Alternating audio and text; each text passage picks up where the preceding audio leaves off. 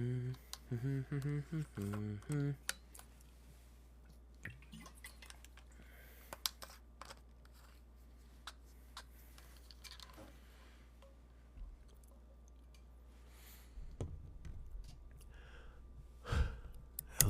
hello, hello, hello.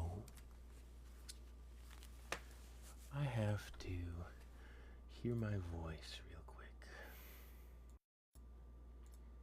Let's see what we are working with.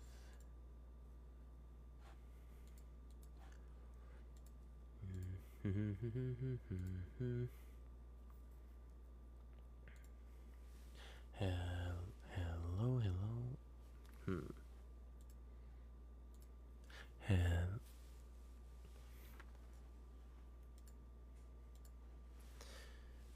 Is my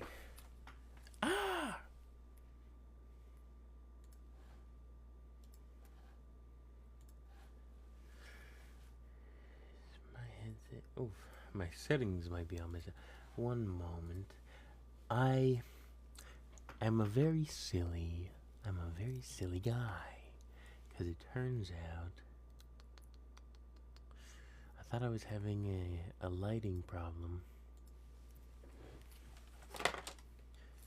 but it turns out when I went out on the porch to get some no audio.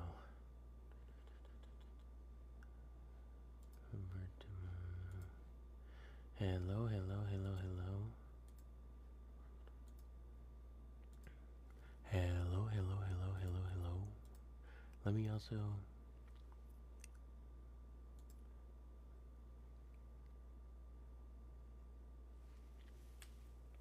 Let's see.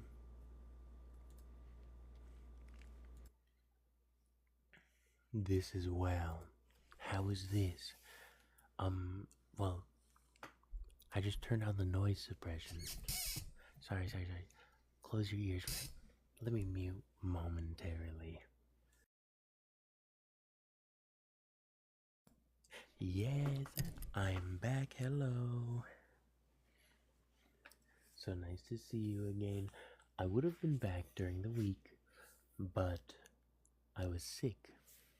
I don't know if you'll be able to hear it. I've mostly recovered, but I was quite drained, and you're never going to believe what happened to me, what struck me, what occurred to me in my absence. Some nefarious activities are going on in these premises, and I'm going to get to the bottom of them.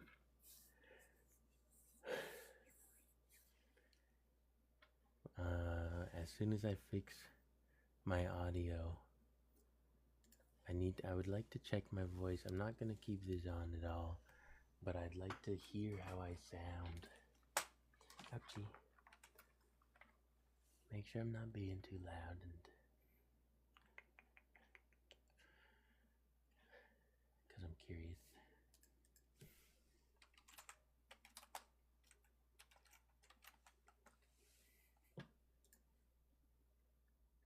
So let me check this and make sure my headset's working. And I'm going to monitor my audio. You feel like it was a bit quiet in the left earbud? It was fixed for a second. Hello. Hello. Any difference? Sorry, it's gonna be a little bit of troubleshooting. I don't know why all my instruments are wacky. It's still converting to mono.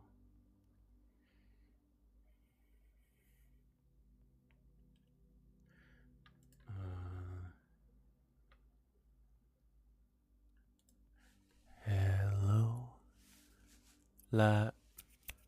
Why can't I hear?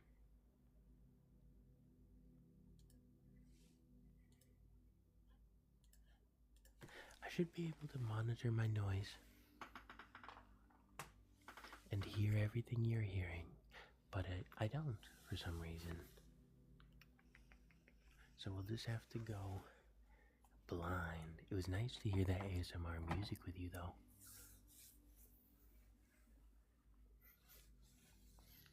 Are you able to hear it?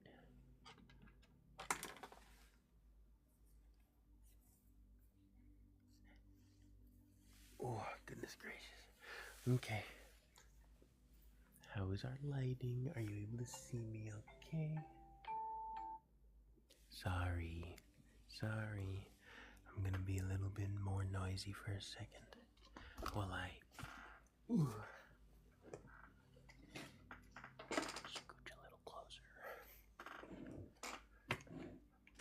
And it was brought to my attention that these goals up here, how do we feel about them?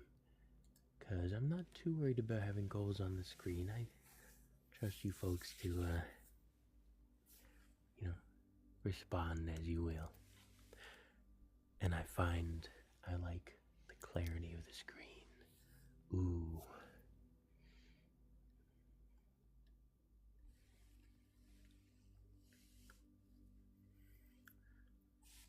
Oh. Hello. Oopsie. So nice to see you again. I hope I don't sound too ridiculous. I have just recovered from a small bout of illness. Otherwise, I would have been back in the week. In my couple days away, it was very eventful, however. Although I was trying to get some rest.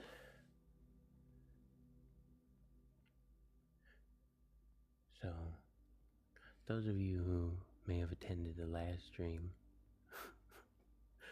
whoever might be here, I saw Nassin. And if you attended last stream, you may recall I heard a strange noise outside, and I had made a joke about hoping it wasn't an enemy of some sort, or some sort of hooligan. It turns out that noise was a bear breaking into the garage. Breaking into the garage to eat all of my garbage.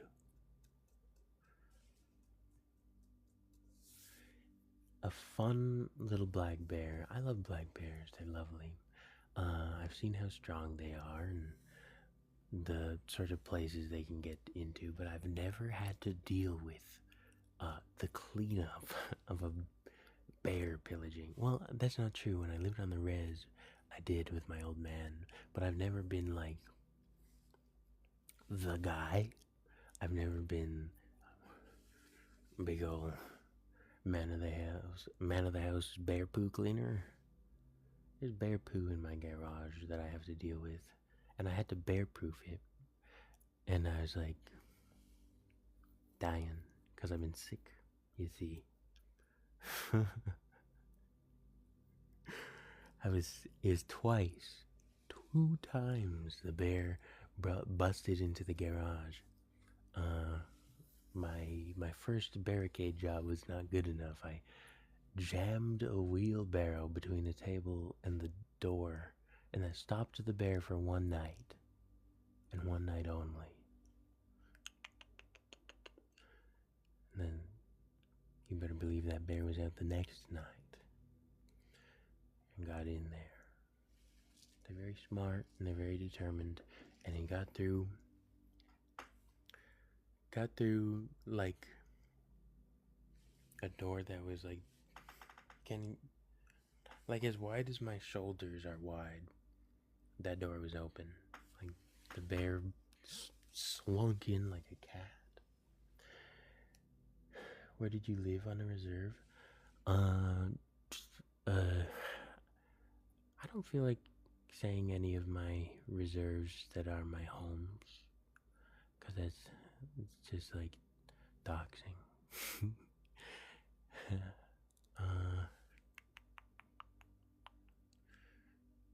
Yeah, I think that's where I've come to on that. I want to talk about it. I'm on the West Coast, so yeah, I'm on the West Coast, so No nations that you've ever heard of? No way for me to allude to them without just fully doxing myself. But my parents are of two different nations, and I claim both of them as my families. You know, because that's how it goes. Just massive, massive families, right? But I've never lived on either of them. I lived on a third different reserve that I have a lot of family in as well.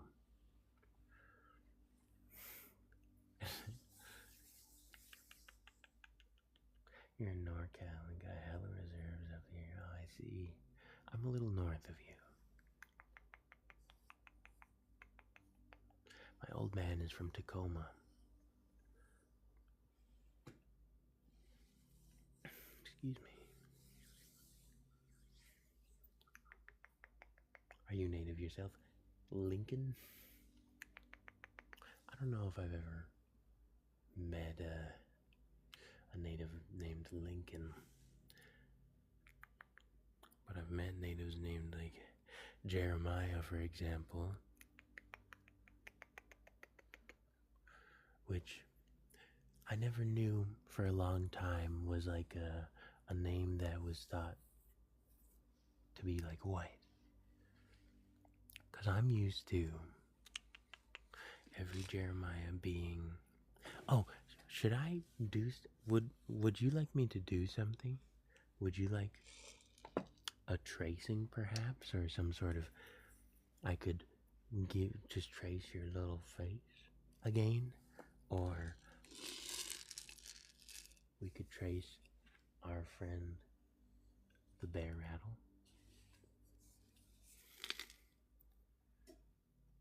Or I think my voice just did something ridiculous.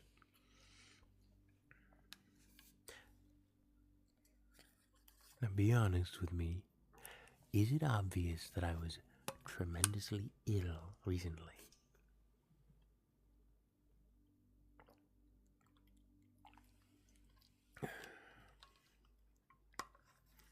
For a couple days, this bottle has been holding tea.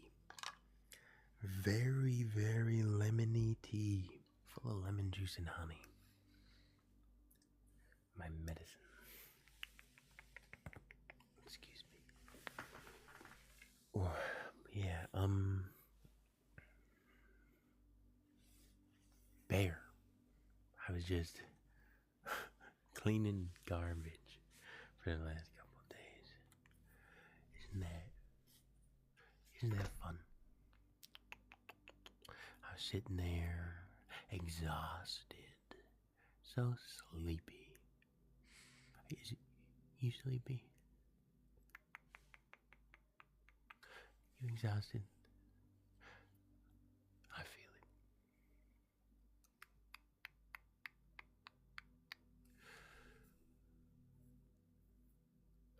I get guy colds now.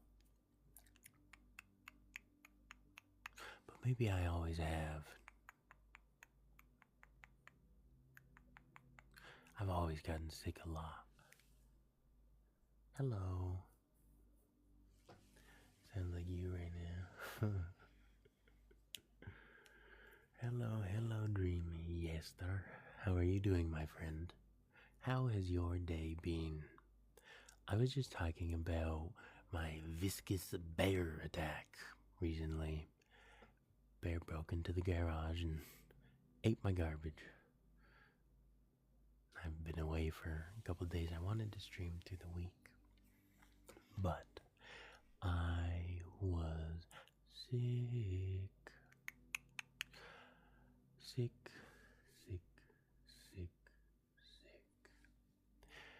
I was ill. The whole house has fallen ill, as it is like to do when one of us falls ill. Everybody goes down, down, down, but I go down pretty hard, unfortunately. Unfortunate because sorry. The demon's leaving my body. I'm sorry you had to hear that.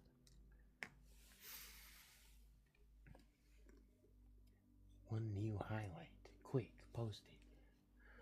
Tucked out, but tomorrow you'll be at a neat vintage convention. Ooh. Tomorrow, bright and early. Do you know what kind of things you're looking for?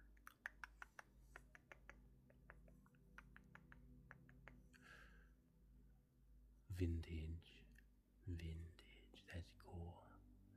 I would like an old record player, if you can find one. Just let me know.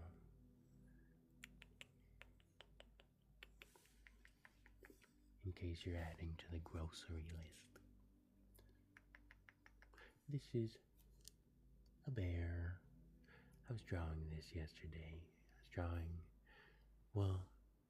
Actually I was drawing a bear totem. It's not called a totem pole when it's just one statue of a single animal, is it? Even if it is like a bear holding a fish with like the face of a man, would that be a totem pole as well? I'm used to totem poles being the tallest ones and the thinner ones, the logs. But when I used to go to the First Nations Center in Vancouver, they had these massive, still tall as hell, but very squat totem poles. Just be a totem. Well, this is just a rattle. I've drawn this a good handful of times. Not good enough, though. I've only just started. I've had to reach a point with my art. I had to gain some confidence in my craft before I could delve into this craft. Because I've not been a traditional artist most of my life. I've drawn dragons. I've drawn mythical beasts. I've drawn all manner of random, made-up critter. I just make my own critters. I just wanted to play and explore. I started drawing as a 2-year-old. Oh, is this just, thank you for the follow, Henry. Thank you. You are strong, you are wise, and you are loved. Thank you for being here. Thank you for the follow, Lincoln. You are strong, you are wise, and you are loved. What was I talking about? I wanted to play. I started drawing when I was 2. Is this old man energy? I feel as though I tell the same story. It's fine. I've been drawing since I was 2. So I have a real attitude with drawing where it's play. And I've liked play. But recently I'm practicing structure. Just setting goals, really. Setting goals. I would like to draw you. So I do. I think about what kind of practice I would like to do, what kind of medium I would like to use, how much practice, and how I put that practice into play. So I draw this, and then I draw it again, and I draw it a 3rd time. And then I take that face, and I take my memory of statues, of wooden carvings. My cat is chewing and distracting me. Child. Penny. Thank you. Is it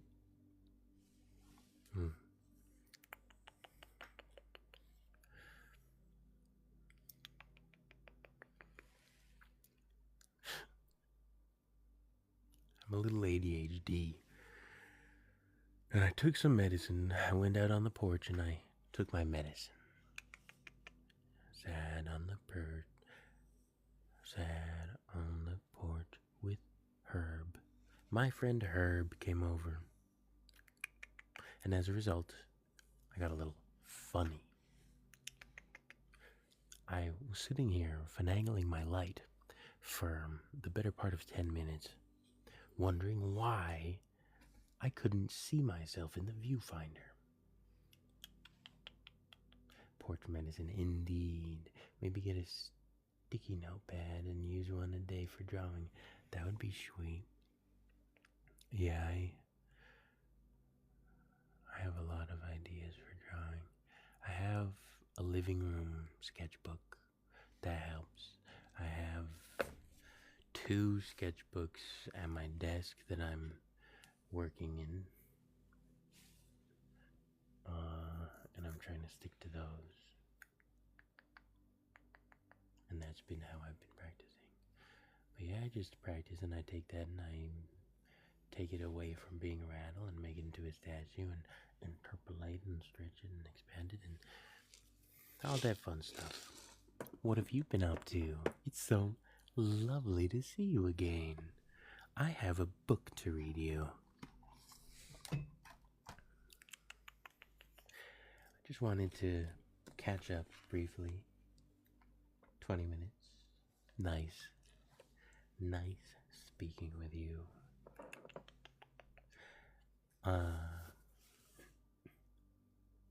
As I've been sick, and as I've established, I've been sick, and I'm an artist. So while I was sick, I took a little break from art because it's a bit straining to try to be at my desk when I'm ill. So I feel very,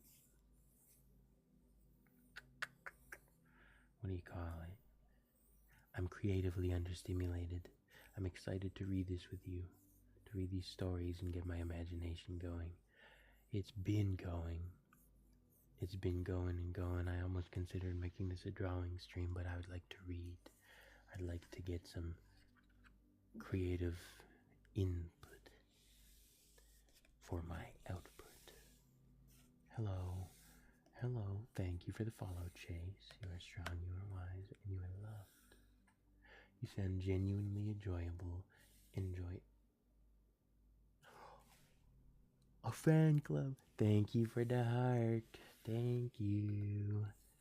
And thank you, Chase. I appreciate that. Thank you for the rose. Thank you. First time here and I'm relaxed. That's the goal. That's the goal.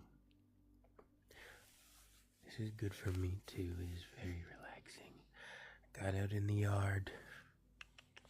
Got a pretty hefty yard now that I have to put up with.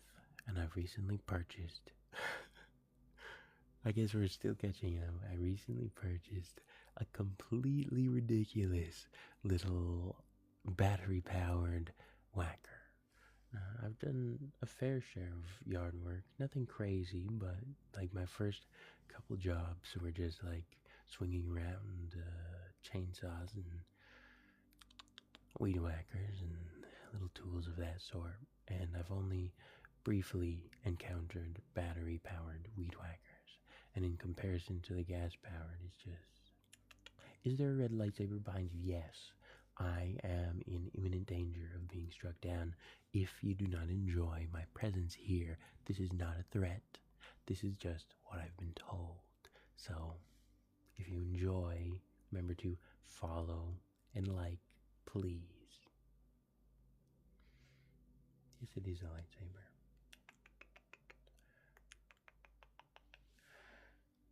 Found my new place to relax at for sure. Excellent. We go live on the weekends currently. We fairly reliably go live Friday, Saturday, and Sunday night. And if I feel well enough in the week, I would like to start going live in the week, but I can't make any promises currently.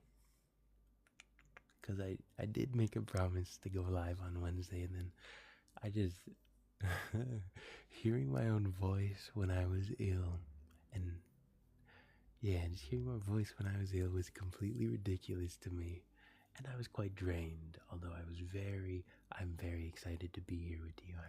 I've missed streaming dearly.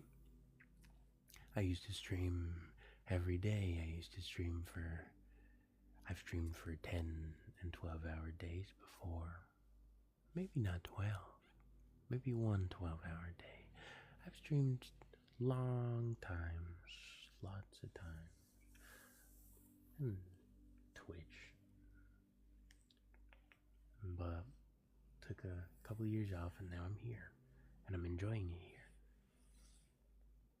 I've done, I don't know, like between 10 and 20 streams on TikTok. And it's lovely to be here. Did you go live at all during this week? I didn't see you. Oh, did I go live? No, I did not. I was ill. And I was cleaning bear poo. The bear got into my garage and tore up a few of my garbage bags, 3 of them, and I had to get down on my haunches and clean that while I was dying. Are you okay, man? You see something? I don't know. I could very well not be. What do you see? I see you. Are you feeling better? I'm feeling a lot better, otherwise I wouldn't be here. Do I sound alright? That's the biggest thing I've been worried about is in my head I hear my voice and I feel like I sound ridiculous, and I'm getting driven crazy because I tried to check my voice in my settings earlier, like I usually do, and my computer has decided to troll me. So I just can't hear myself. I cannot hear what you hear. I cannot.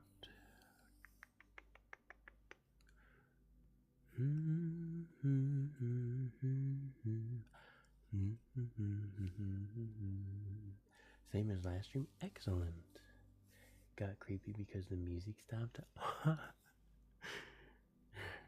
Yes. I'm just casting spells is all. Now what would we like to... I'm looking in my book. Frightful Folklore of North America. Looking in my book. I might want to clear a little room on my desk. I need to do a better clean. Ooh, I was away for a bit, and I was in a funk for a bit, and this and that and that and this and ADHD and you know how it goes. I have to clean my desk. Oopsie. I apologize. It may get noisy for a moment. You sound like Ken Kenneth. Is that a Gotham? I do not know who Ken Kenneth is. DJ O, thank you for sharing. Hello, Zebeda. So nice to see you. Thank you all for being here. Forgive me. I'm sure that was quite loud. Sorry, that was just my PlayStation 4 controller breaking into...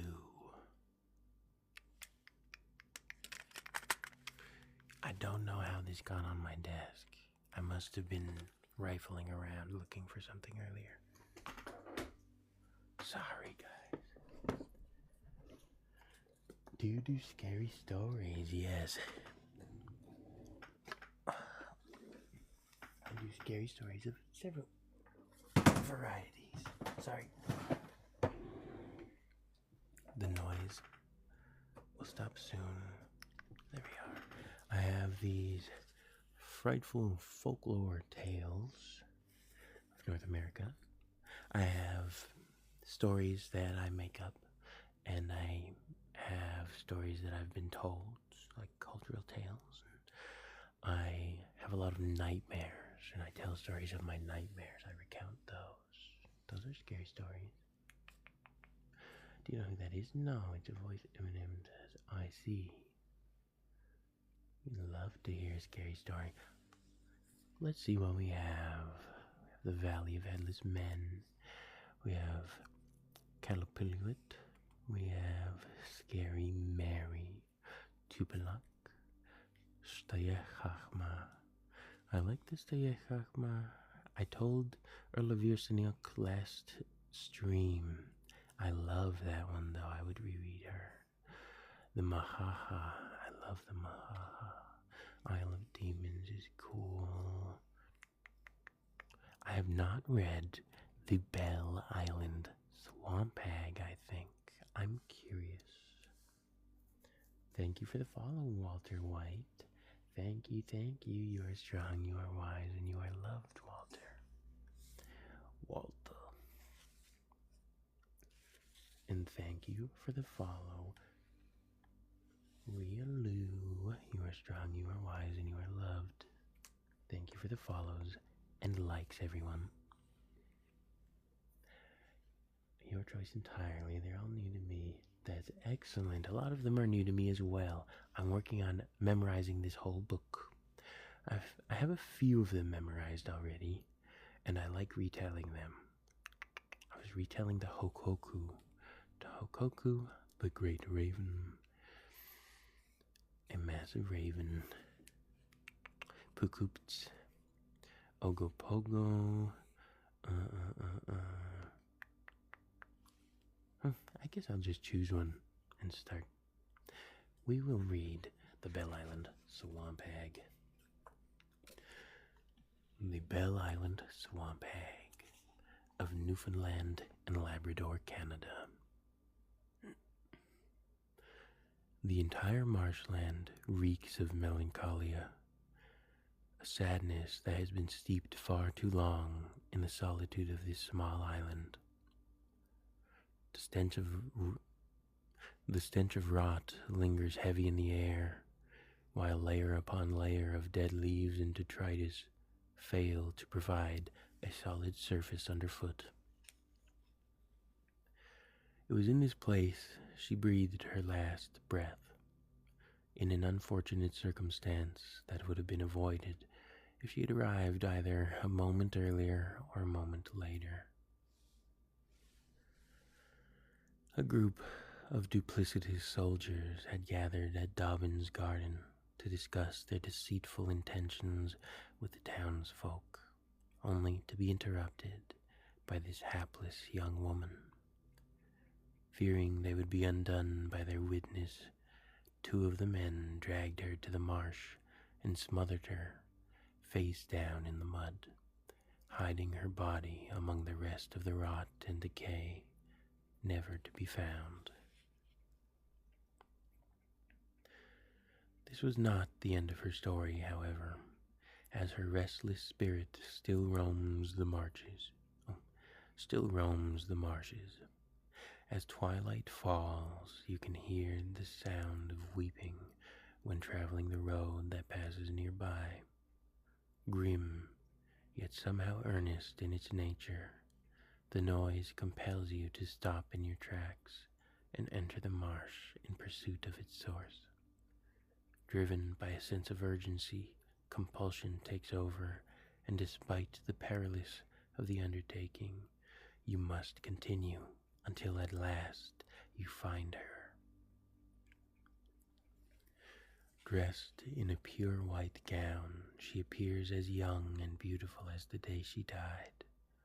Once seen, she turns and begins to make her way toward you, closer and closer. The smell of moonflower fills the air.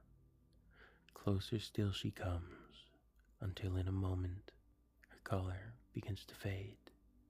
Her dress grays and falls to tatters. Her skin sags and slumps over her bony frame. A foul smell fills the air, a paralyzing stench of decay that prohibits your retreat, while her gaze holds you in place. Now, right in front of you, she falls to her knees, and her worm-ridden hands pull you to the ground beneath her. Her dark and sunken eyes glare intently at you as she crawls onto your chest, wheezing until finally, with her face inches from yours and her voice ragged and dry, she gasps, "No one came to help me. Now no one will help you. Taste what I tasted. Smell what I smelled."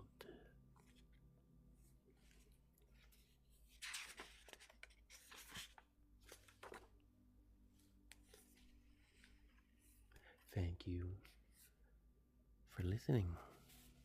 This is the illustration of the Bell Island Swamp Hag. I want to also draw versions of these myself, just from my imagination, based on the stories. I've been working on a handful of them. Holy chills. Agreed. Thank you for the follow, Jess. Thank you for the follow, Shay. And thank you for the follow. You are strong, you are wise, and you are loved.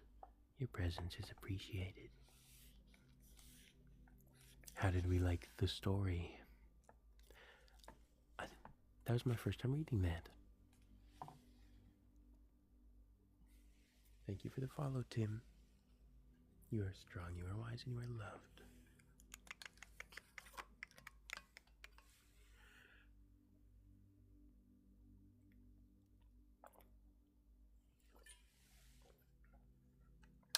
It was good. Tim approves. Excellent news. I enjoy that. What a fun story. What a cool idea. That I've put a name recently to an experience that I have on a near daily basis. I hear things. I hear sounds of all different sorts. Sometimes it'll be crying or sometimes it'll be talking. But I found ways of avoiding it for a long time until recently I came into a creature that lives in my home that also enjoys fans. I've never had fans on. Oh, can you do the Valley of the Headless Man? I can. If he did audiobooks, I'd listen to everyone. That is an eventual plan. We'd like to. I have been practicing recording and editing audio recordings. I'd like to do audiobooks. We have a YouTube channel that myself and Pixie will be working on uploading at least these VODs and eventually just storytelling in general, where I'm gonna recount stories of my own and my dreams and read stories. And I'd like eventually to take recommendations or to read novels or novella, like Who Goes There, the novella that The Thing, John Carpenter's The Thing from 1982, that's based off of, somewhat. Unless you just say that's based off of The Thing from Another World. Thank you for the follow, him. You are strong, you are wise, and you are loved. Thankful, Lord, because I was just about to ask you if you had a YouTube, because so relaxing. Yes, I don't think we have a link for it anywhere on the account yet, but it's under the same name as the TikTok. That's the Sweet Bard. Currently, think it has last week's VOD and a handful of other VODs. But last week's VODs would be the recommendation because it's ASMR. Any other VODs, I don't know what they would be on there. Pixie's been uploading to it. Ooh. Very soothing voice you have. Audiobooks are in your future. Thank you for saying so. I'm hoping so. I'm hoping so very much. I'd like... Goodness gracious. That's the dream, isn't it? To just kind of read books and get paid. Isn't that cool? I'd also like to draw and get paid. I don't think this whole working stiff thing is for me. I have a weak constitution. I'm just a little guy. I'm quite frail.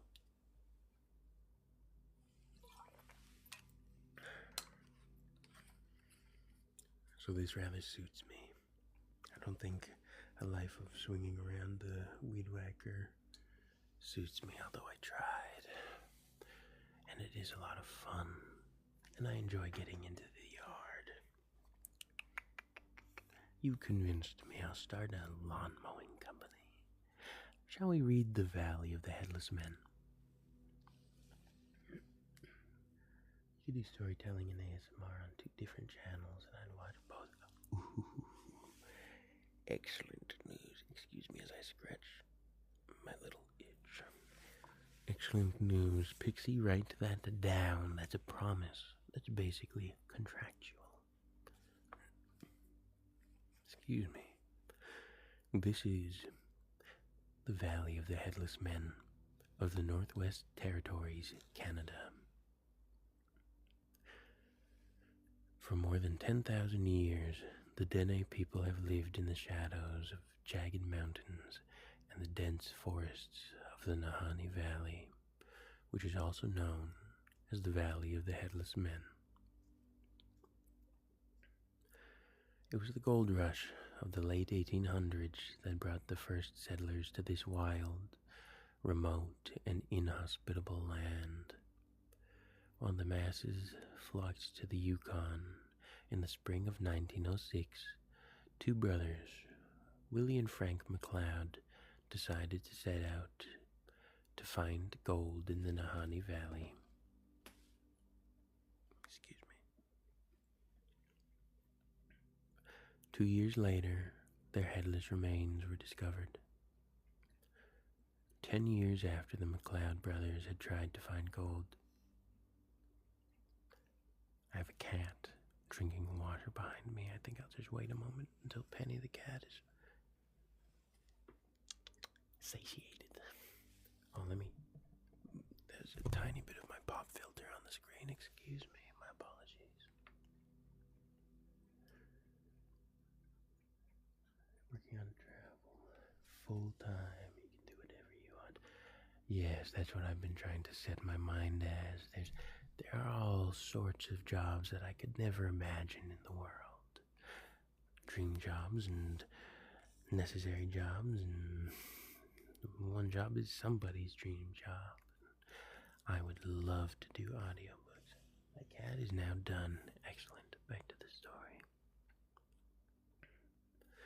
10 years after the McLeod brothers had tried to find gold, Martin Jorgensen, who had just sent word home that he had struck it rich, was also found dead.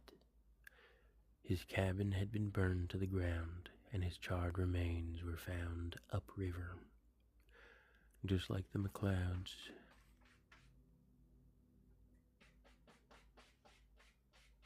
Can you hear this cat? This audacious critter critting around behind me. Thank you for the follow.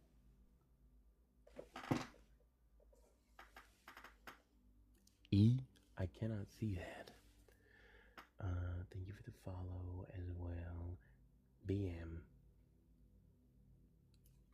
Your cat's a game. That's funny. Just like the McLeods, Jorgensen was missing his head Over the next 50 years, the dead bodies continued to pile up in the Nahanni Valley. In 1927, the skeleton of a known outlaw and occasional prospector, Yukon Fisher, was found in the same location as the McLeod brothers' bodies. Fisher still had his head, and his death was unexplained. In 1931, the headless corpse of Phil Powers was found in a pile of ash. In 1945, Ernest Savard was discovered headless alongside the charred remains of his tent. That same year, the frozen body of an experienced hunter and trapper named John O'Brien was found next to his extinguished campfire.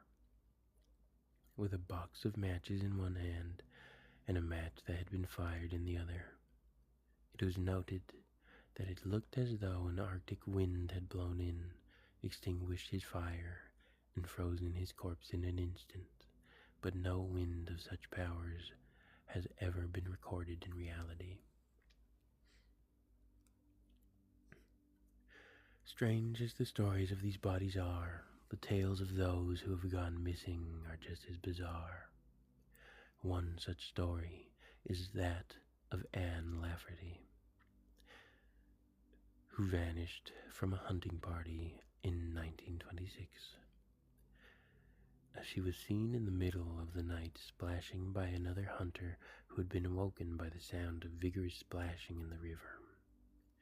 He claimed that when he looked out, he saw Lafferty clambering up the scree on the other side of the river on all fours, completely naked.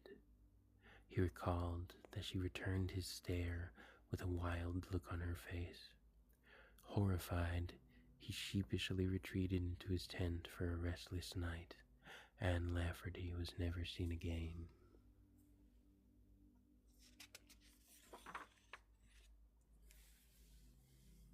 In 1926, Angus Hall, a gold prospector, vanished without a trace.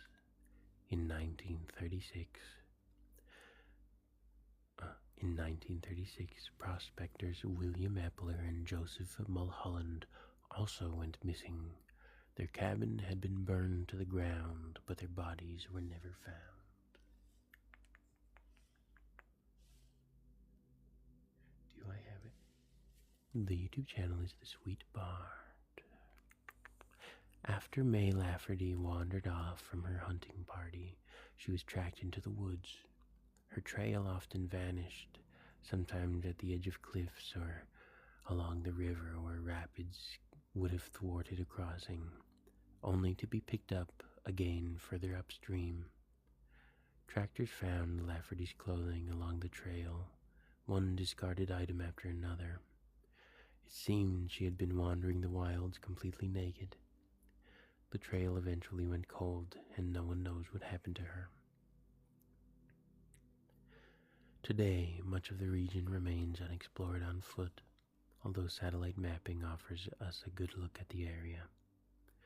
Some of the valley's features have been named according to the fates of those who lost their lives there. Headless Creek, Dead Man Valley, and the Funeral Range Mountains, which cast long shadows across the surrounding land. An interesting perspective on these stories is offered by the macabre tales shared by the indigenous Dene people over the centuries. From these we learn that they were repeatedly terrorized by a vicious cannibalistic tribe called the Naha, who lived further north. When the Dene people finally tired of the Naha's attacks, they traveled upriver to put an end to the mischief. When they arrived at the Naha's camp, however, no one was there. It looked as though the Naha people had simply walked off into the wilderness. As the Dene traveled home, the sun slowly sank over the western peaks, and darkness crept toward them. The breeze that had cooled them by day suddenly turned into an ice-cold gale, as gusts tore at their shelters, and tempest raged. The Dene people huddled together, back to back, scanning the wilderness beyond their fires. What they feared could not be seen, a continuous wailing combined with a nagging insistence to flee. They heard unearthly shrieks and screams that seemed to rise and fall with the howling wind. In that instant, it felt as though Mother Nature had turned her gaze toward them and was displeased that they were there. That's the Valley of the Headless Men. Oh, hello. Hello, thank you for the follow, Jim Dog, Les, and Xtal. You are strong, you are wise, and you are loved, and your presences are appreciated. I like that story. The story of,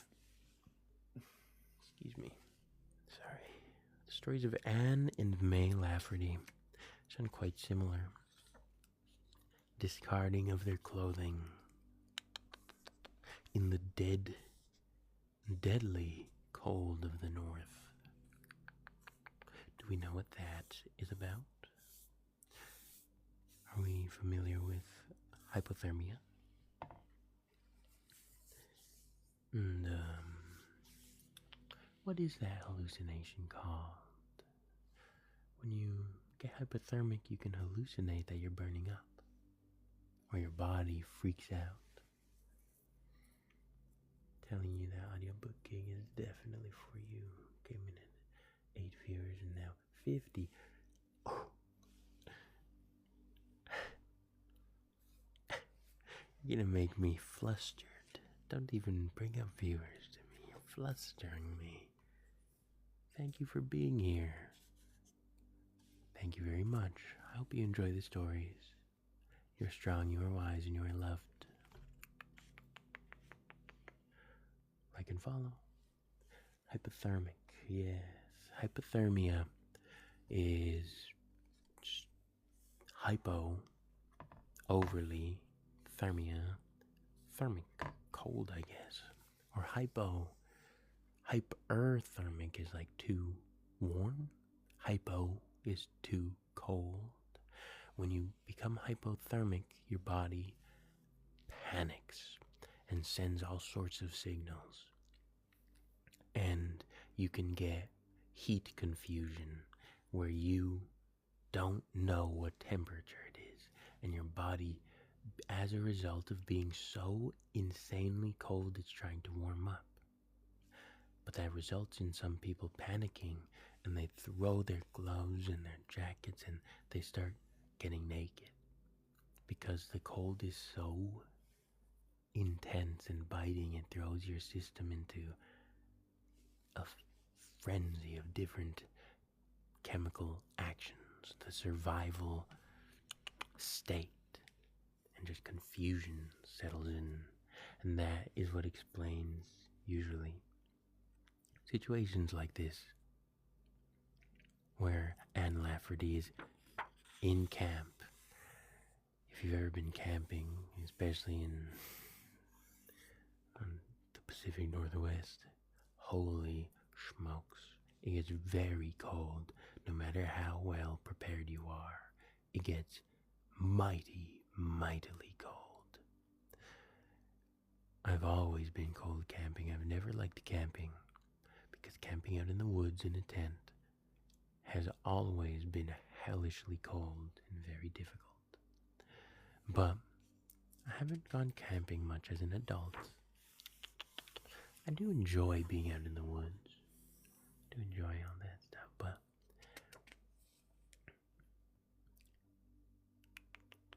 I'm okay. I can stay here and read with you. Unless it would be, what an excellent vibe it would be to live stream from the woods reading stories, reading scary stories. Ooh. I like scaring myself a lot, but I'm a big scaredy cat. So it sucks to deal with the consequences, but it's like fun to experience.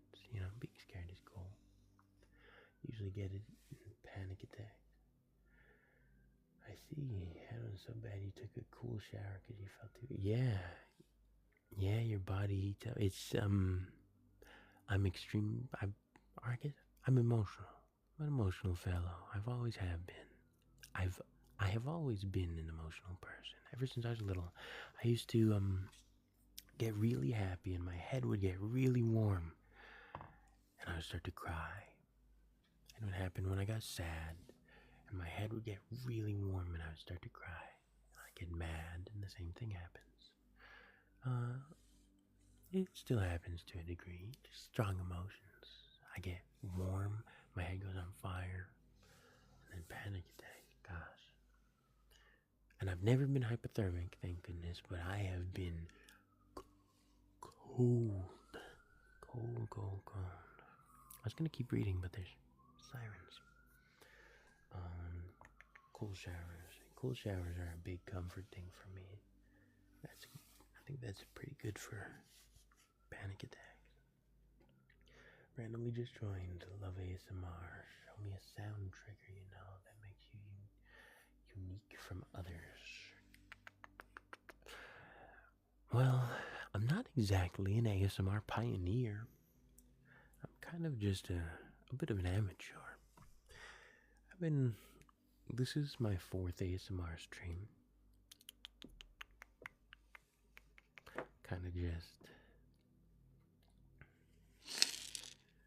trace this little bear rattle. Maybe it's not a property of my being that makes me unique, but I don't see a lot of other ASMR streamers with a little bear rattle. And I tell stories. If you like stories, I think it's a good follow. 18 other people agree so far. Thank you for the follows. You are strong, you are wise, and you are loved. Thank you for the follow. And thank you for the shares. Jacob, thank you for the share. Being emotional is healthy. Yes, it is. Remember to cry. Remember to smile. Remember to laugh. Yell into a pillow. Be healthy. Practice that. Good practice is to just soak it in. There's been a lot to soak in.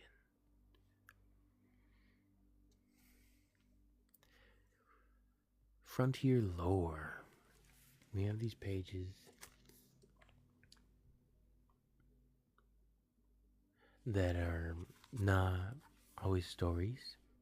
They'll be like bullet points of superstitions, for example, to ward off any malicious spirits that may mean them harm.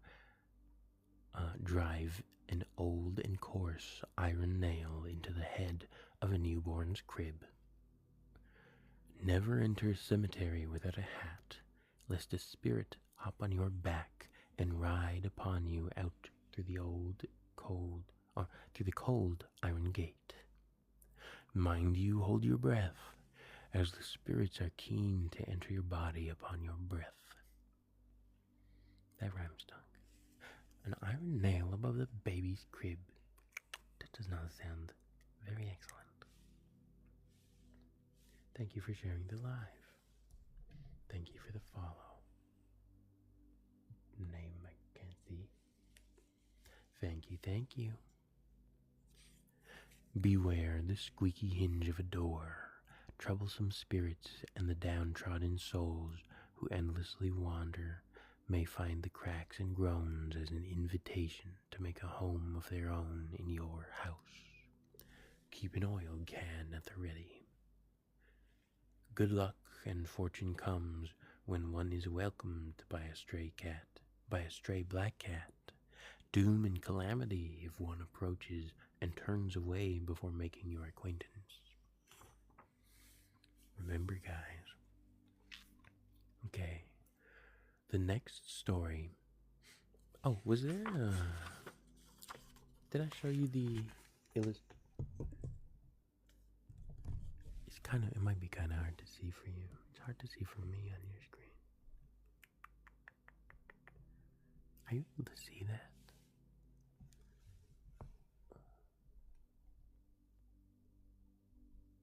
Now leave the headless man.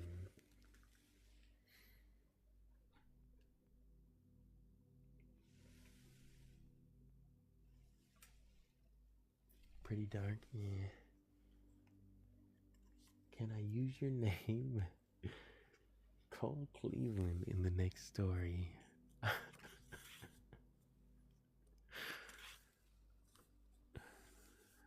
don't. I could try. The next story is that of the Callipilluit. The Callipilluit of Nunavut, Canada.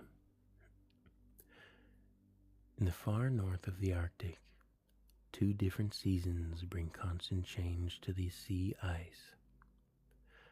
As the frigid air gets warmer in the spring, the ice thins, and large thaw holes open up, causing violent downrushes of meltwater. As the warmth of fall gradually wanes, the ocean begins its annual freeze, and the surface of the water ices over, giving the deceptive appearance of solid, traversable land. This is the ever-changing environment in which the Callipilluit stalk their prey. Young children, foolhardy and brazen enough to play at the edges of the icy sea. Making a home in the frozen Arctic waters, the Callipilluit spend most of their time in pursuit of small children to steal. Swimming below the ice, they look for little shadows cast on the surface above. Once they have found their prey, the Callipilluit try to draw the children ever closer by knocking and tapping on the ice, by humming a familiar lullaby, or by mimicking the sound of the children's parents. No matter the means, the end is always the Callipilluit's sole pursuit, the snatching of children.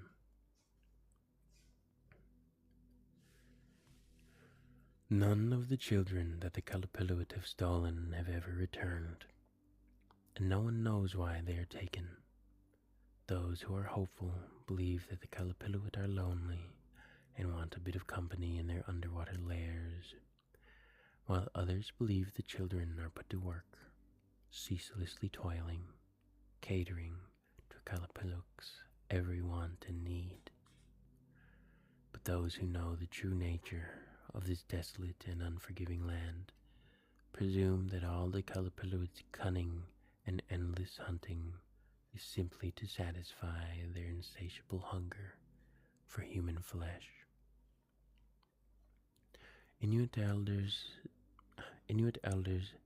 say that when the ocean becomes uneasy or when a cold fog rises from the surface, a Callipilluit with her scaly green skin, long black hair, and keen-edged black and jade claws is lurking in angry waters just below the ice, waiting, patient and wanting, ravenous and hungry. Once she has small ones in her grasp, they will never be seen again. Any hopes of finding them will come to naught, but this doesn't mean the torment is over. The Callipilluit often mercilessly mock the parents of stolen children, crying out in the voices of their lost ones for days after they've gone missing, haunting those left behind.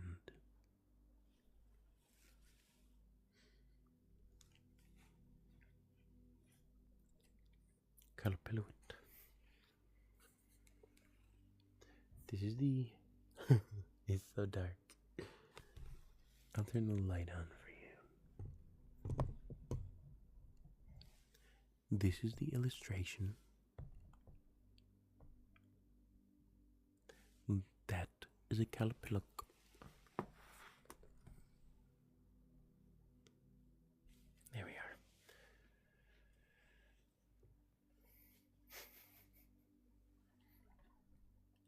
Oh, and Cole Cleveland is also there, lurking in murky waters, waiting to snatch you up. How's that? Is that satisfactory? I totally forgot. Waiting in the frigid north. Thank you for the follow. Jaden Red. My eyes are truly heinous. That's blurry. Goodness gracious. I feel old. My vision. How did we like that? I love the story of the Calipiloid. I grew up with the story of the Wild Women of the Woods. That was our version of the Calipiloid, basically. Every nation, I reckon, has a... If they don't share a version, they have a version of the boogeyman. Just for what your environment is. We had the Wild Women of the Woods because here we have woods. And they are incredibly scary.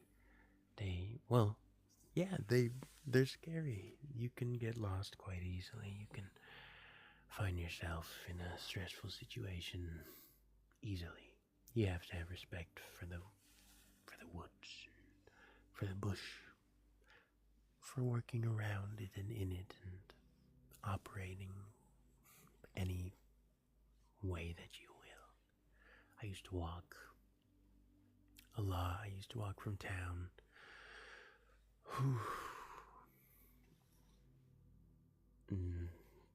10 to, what is it, like 20 kilometers or something? More? I used to walk that highway to the reserve. And it's just miles of woods on the highway. Just walking through town, which is a pretty hefty walk back in those days when I used to walk lots, and then walking the highway and trying not to get eaten by a wild woman in the woods. It's so scary. There's one time I took a road off of the highway to a beach. And it was a back road, and it's gravel. And I would walk, and I would hear steps behind me. And I would stop. And I'd look to see nothing because that darkness is complete. And the moon was out, and it was no help because the woods surrounded me. And I would walk, and I would hope that I was staying on the road. If swerved very little, but there were swerves. I was hoping, and I was just scared the whole time. It was a terrible decision. Thank you for the follow, Marlene Del Real. Marlene, thank you for the follow. You are strong, you are wise, and you are loved. And also, Jaden Red, you are strong, you are wise, and you are loved. Northern lore. Be wary of the aurora borealis. These are the spirits of the dead, leading lost souls to a better place. Take care to not draw their attention to yourself. Carry a knife as protection when the lights are at their brightest. I've never seen those, unfortunately. Never ever. The fortuitousness of a fox before you. To see a fox cross the path ahead of you, your travels will be swift and undifficult. The misfortune of a fox behind you. To see a fox cross the path behind you, your travels will be slow and burdensome. That may have just illuminated something for me. I have seen that image in a film called Possum, a favorite of mine. Very fantastic film. very stressful, very scary. And a fox appeared in it, and I had no idea why. And I'm sure there are other reasons, but this feels like one of them. The misfortune of a fox behind you. Have you ever heard that? I'm so excited to read this book with you. We're going to learn so many fun things. Never defend the creatures of the sea with the presence of an animal of the land. Cleanse your weapons. Never offend the creatures of the sea with the presence of an animal of the land. Cleanse your weapons before you hunt on land, after you've hunted the sea. Never consume the walrus on the same day as the caribou, nor wear the hides of a bear to hunt for a seal. Do not whistle at night. It attracts the bad spirits of the wood. Never wear your shoes on the wrong feet. You risk coming face to face with a bear in the wild. Do not play games at a funeral. It attracts the spirits of the dead to join in. They don't always follow the same rules as the living. They'll cheat and shit. That one, do not whistle at night. I've heard that. And I can imagine a couple reasons. One being that to deter things such as cougars and bears, you generally want to go hoo hoo, like deeper, right? To my understanding. That's how I've dealt with black bears my whole life. Just yelling and acting big. I've had a lot of bear encounters. I was just clapping and yelling at a potential bear in the yard because my cat is being creepy. Do not whistle at night. So I can imagine that being a reason. Oh, let's read a couple of these titles. What do we want to read next? Thank you for sharing the live. And thank you for the likes. 7.5k. Ooh la la. You make me feel so special. I'm blushing. Ooh, a scary story. Hi-hat on page 117. Oh, that's so pretty. We'll read that one next. The Pakniwat. Oniate is good too. I like Oniate. 117.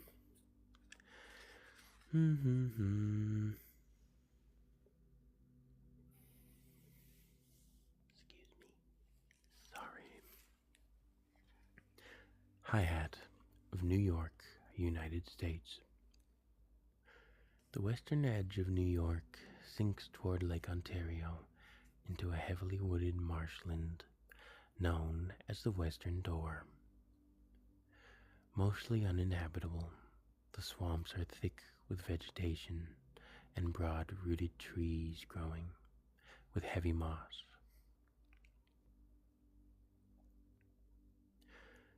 For over 1,000 years, this land has been home to the indigenous Seneca people who have shared these wilds with a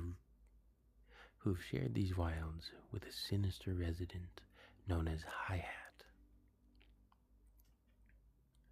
Wandering through the darkness of night, he keeps to the quiet and desolate back roads of the swamp. A tall black stovepipe hat sits atop his long head, his wiry body dressed in all black. The sight of him walking, his long strides stretching out before him, fills even the most courageous of people with an intense terror. The reek of his decaying flesh can cause temporary paralysis or even mania. There are those who believe his presence is a sign of great misfortune to come. Tall and lean, he has been seen standing straight-backed and strong, dark and shaded, hidden among the lofty trees, seeking out those who have lost their way within the decay and detritus of the marshlands. He waits patiently for his opportunity to strike. His face is stark and narrow, with deep-set eyes that incessantly scan the shadows of the marsh. A long, hooked nose sniffs the air, seeking even the slightest scent of a disorientated meal. Stretched over a gaping mouth full of sharp teeth, hi-hats, bloodied and cracked lips pull into an unnervingly menacing grimace. Long-fingered and broken-nailed, he fidgets in the darkness, expectantly, waiting to grab and seize his prey before wringing the life from his target's squirming body with his strong, sinewy hands. Preferring the soft young flesh of children, he often waits along the roads commonly traveled by runaway youth. There are those who believe their hi-hat is a witch, ancient and sinister. Astuda Escudakumooch, returned from the dead, as evil during his lifetime as he is now in death, and able to reanimate night after night through the sheer will of his desire to cause pain and induce fear. He becomes more powerful with each new victim he consumes, a never-ending cycle in which he is able to live each day only through his stealing of other people's lives, one after another. That is Hi-Hat of New York. That one's a squeaking one. Oh, my hip flexors are. Oh, excuse me. Oh, I have to stretch this out. I'm cramping. Sorry. I have a mightily terrible chair that needs to be replaced and raised. Oh, thank you for the follows, Xavier and Michael. You are strong, you are wise, and you are loved. Thank you, perfect voice, thank you very much. Yours too. Oh, what is this you sent? My eyes. Thank you for the ice cream cones. Cold Cleveland is scaring you. Yeah, there's cold Cleveland hanging out in the woods with a stove-top hat. Makes me think of the Trail of Tears, where so many native folk would go missing. I reckon that's where this would come from. Cautionary tales of real danger.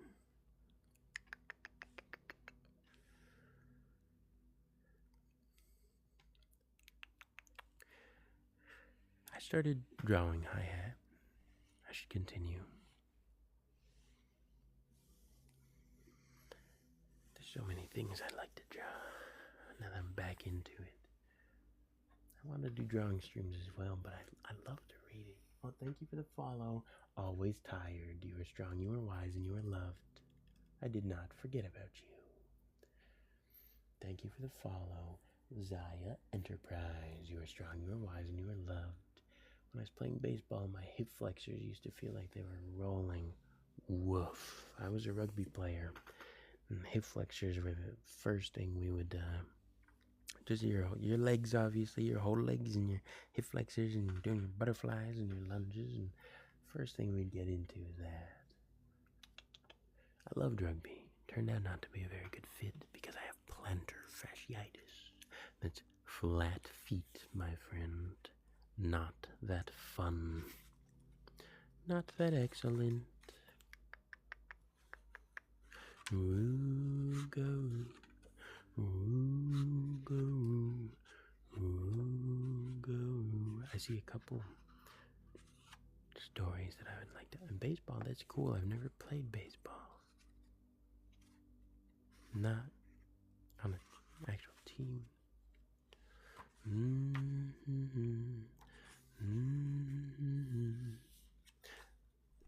Where's that story go that I wanted to share with you? Or that I wanted to explore with you?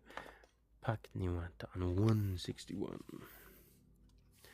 161. There you are. Very cool. Those hip flexors are no joke. This can ruin all. Yes, I can't imagine having plantar fasciitis. Yeah, it's truly heinous. It was crippling. I went untreated for a long time for a plethora of reasons. And these days, I do my stretches and I take my baths and I am gentle with myself. I try to be. I forget and I make lapses. But I've got these UFOs, recovery slides. Those work a treat. And I finally got a special pair of shoes. I just have to get those nighttime splints to keep my foot at this angle. Anyway, scary stories. You're not here to hear about my foot health. Are you a podiatrist, perhaps? Would you have any ideas or suggestions for me? It is so funny when you get random people talking to you about health stuff. One night I was walking home with an umbrella in the snow, and I don't quite remember why I had the umbrella. I think I was using it as a cane. I was not holding it as an umbrella. And a drunk couple walking my way toward me made sure to comment on it. And they were asking me, why are you using an umbrella? It's snowing. You're being strange. As if they weren't, yelling at me at 1 a.m. And I explained that I was using it as a cane for my bad feet. And they questioned me. Just immediately started getting nosy, eh? Being real cheeky. They started questioning me. I said, yeah, plantar fasciitis. And she starts giving me tips and tricks for dealing with plantar fasciitis. Just a drunk couple. Just bestowing random drunken wisdom. Isn't that funny? I prefer that over the other sorts of inebriated folk I've been chased through the back roads of this town by. I've been chased, I've been chased through alleyways. Woof. Let's catch up on reading you folk. You'd absolutely make a career in storytelling. Can't wait to hear another story. Oh, thank you very much for saying so. This is exactly what I need to bolster my confidence.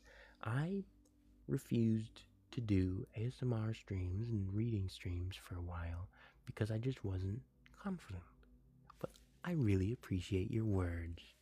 You are all so lovely. You are strong. You are wise and you are loved.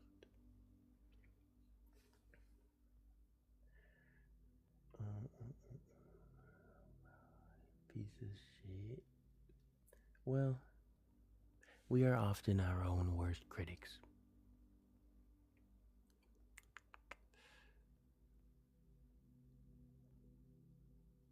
Yeah.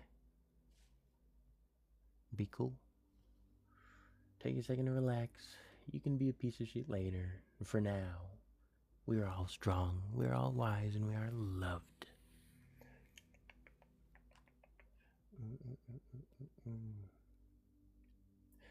Struggling, not being your best, can do it. Exactly. The feeling of, just feeling down on yourself is a common and regular occurrence. It's something that can be managed. It's something that can be dealt with. I believe in you. It's everyday work. It's not a part-time job. Highs and lows. All the stuff you've probably heard before, but I find it quite true. And it's nice. For me, I do everything creative that I can, like reading. This stimulates my imagination, makes everything a lot better. Art is the way to survival. Create things.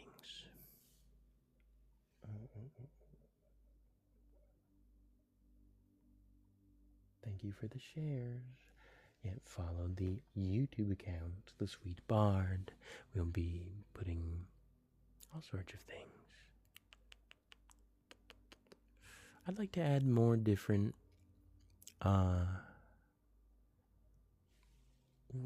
what is the phrase called when I say that you are strong, you are wise, and you are loved? It's called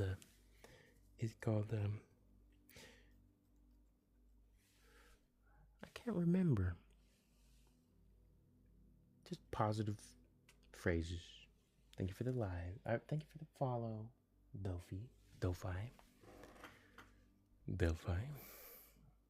An oracle, perhaps? Pakniwat. The next story is Pakniwat of Wyoming, United States. This water is a rainbow of orange and yellow shallows that blend into depths of green and turquoise. A beautiful deceit that disguises the hot pools of bubbling acid that rise to the surface from the deep. From deep subterranean reservoirs. The geysers of Yellowstone hiss and steam, erupting in awe-inspiring displays of the intense heat and power lurking below.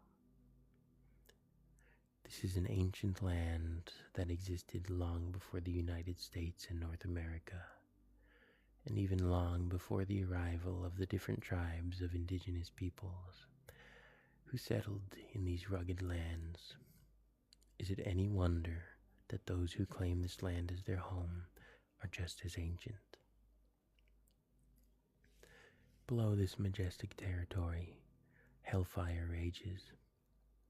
Within a massive caldera, molten rock ebbs and flows, pushing against the ground above, only to recede again, heating the aquifer to beyond livable temperatures and infusing it with noxious gases and caustic minerals. Within these volatile waters resides a race of beings that are beautifully delicate in appearance, yet also capable of withstanding the scorching heat and deleterious acidity of their habitat.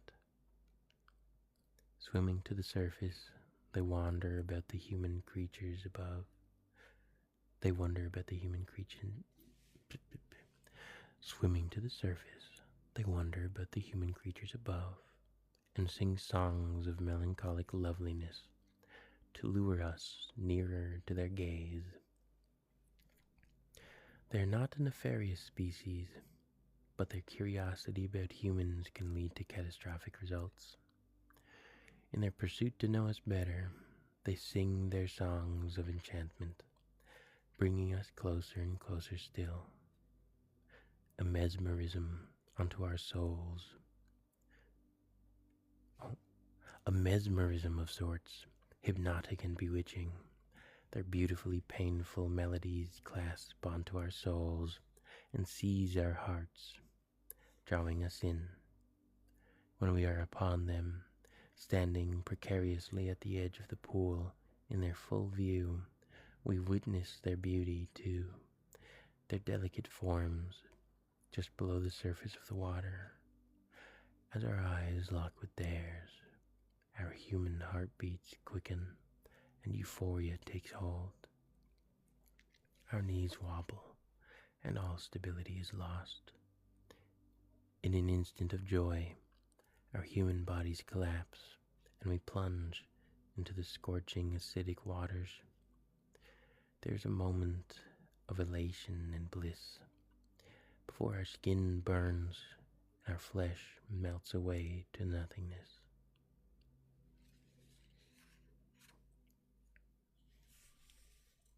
That is the Pakniwat. There's a big stinking bug flying around me. Pakniwat.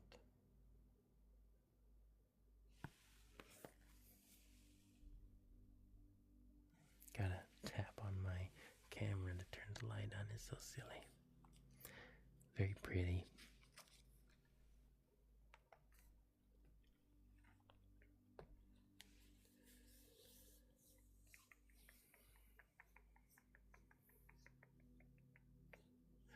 Thank you for the follow, Chris. You are strong, you are wise, and you are loved. I hope you're doing okay. How did we like that tail? I like that. That's so pretty. That's cool. The hypnosis. I wonder if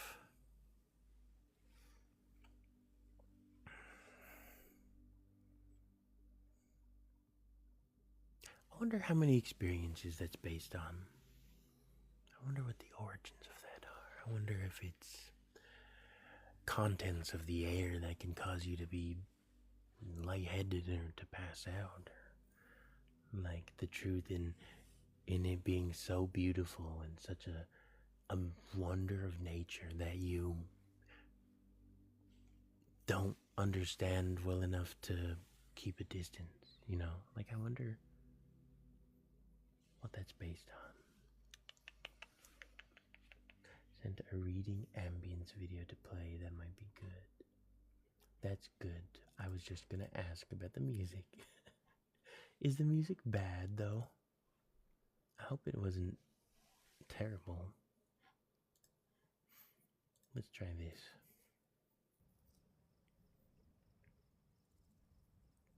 I'll put my headset on a moment. Is it loud enough?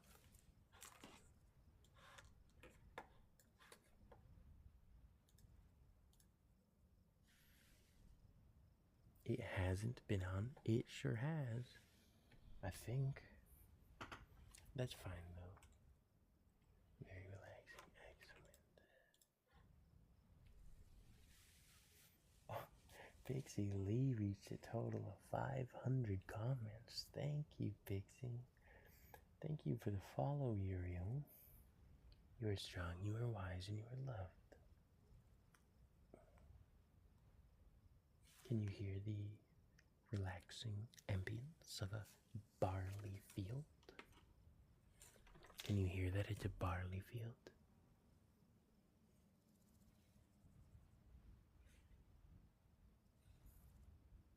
What's the line from Yojimbo where he's describing the 30-year-old field, but he's closer to 40?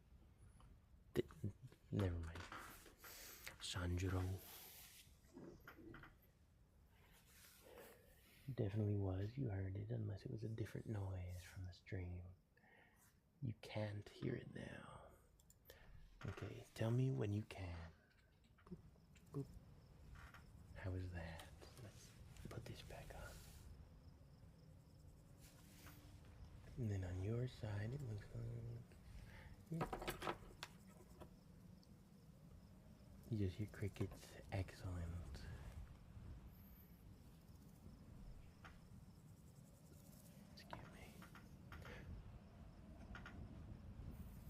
Excuse me. 33 followers this stream. Thank you. Thank you. You are strong, you are wise, and you are loved. And I'd like to give you personally this cedar bark rose. This is for you. Thank you for the follows. Thank you for being here. Your presence is appreciated. I enjoy sharing these stories with you. My goal is to Oh, sorry, that's probably so noisy. My goal is to memorize them all. There's the ambience. Excellent. Do we like the music better or do we like this ambience? I liked the music, the ambience is giving this super sleepy vibes. Excellent. This live is peaceful. Excellent. Excellent, excellent. Shall we read the Gichigami Goonch? That is also a favorite of mine. I love the Gichigami Goonch. What a fun name. I've read that one a handful of times. The Trifling Mudfish. Oh, I know what I'll read next. The Gichigami Goonch of Minnesota, United States. Flowing between the twin ports of Superior, Wisconsin and Duluth, Minnesota, the St. Louis River lazily empties into Lake Superior. Once wild, concrete and rebar have softened its shores, and dredging has calmed its rapids. But the urban growth, excessive traffic, and years of industry, these two cities, but the urban growth, let me drink some water.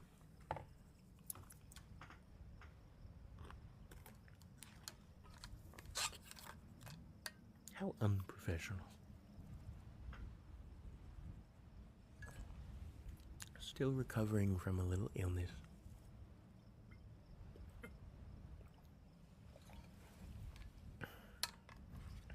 Drink water. Like and follow. Love you.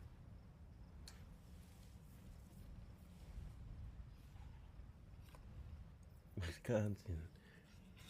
Some representation. Excellent. Okay, where were we? But the urban growth, excessive traffic, and years of industry of these two cities have also poisoned the river waters and contaminated its sediment. By the mid-20th century, the St. Louis River was the most polluted waterway in both states. This man-made evolution to an urban waterway has not entirely pacified the once wild river. As humans have harnessed the technology to tame it, more savage development has occurred. One which is instinctively aggressive, fearless, and made of flesh, bone, and sharp teeth. Lurking among the mucky sediment of the riverbed, feeding for decades on poisoned fish and human refuse, a monster has slowly grown. Nearly 25 feet long, covered not in scales, but smooth, almost translucent skin. The creature's mouth cuts across the entirety of its body, a wide gaping slit full of row after row of jagged sharp teeth. Its eyes, as big as hubcaps, are highly developed for sight in silty waters of the St. Louis. But it's the creature's barbels, like a cat's whiskers, that are its most developed sense. Part fingers, part tongue, they sweep the darkness, both feeling and tasting for something edible. Riding the warm currents of the St. Louis as it belches waste and toxins into the frigid waters of Lake Superior. The goonch prowls the waters, ever searching for larger prey. Although too cold for even the hardiest of swimmers, these clear waters attract scuba divers from all over the world wanting to explore their mysterious depths. This monster does not discriminate. It doesn't mind what kind of flesh satiates it, human or animal, it matters not. The goonch only knows that when it senses movement, some kind of meal is present. Violently twisting its massive head, it jerks its mouth open. It jerks open its mouth, sucking water. Diver, tanks and all, into the vacuum is created. Why don't I understand this sentence? Violently twisting its massive head, it jerks open its mouth, sucking water, diver, tanks and all, into the vacuum created by its gaping maw.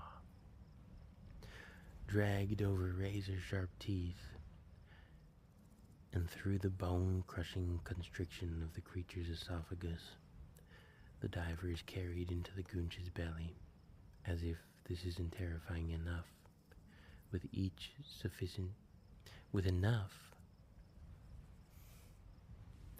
As if this isn't terrifying enough, with sufficient oxygen in their tank, it is possible that a diver could survive miserably for an hour or two, before eventually taking their last breaths in the acidic stomach of the Geechee Gummy Goonch. Here's the drawing of the Goonch. That one is always a tongue twister for me for some reason. It's just written in a way that feels so different from the other stories. I've read it several times and out loud it always gets me.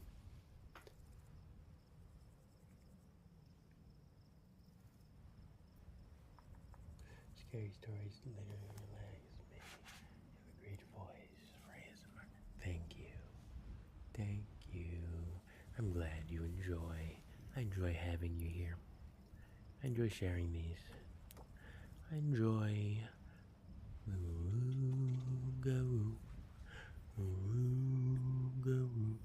Have any of you here played South of Midnight? That game is beautiful. Rougarou make an appearance in it.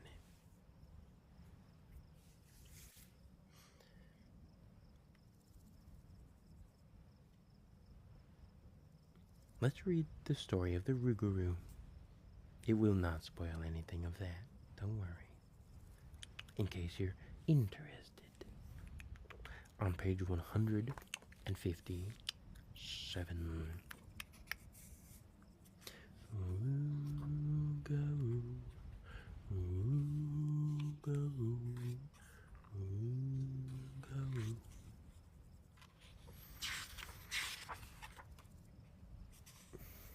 Oh, I've gone too far back. We'll read the Stikini next. Rougarou.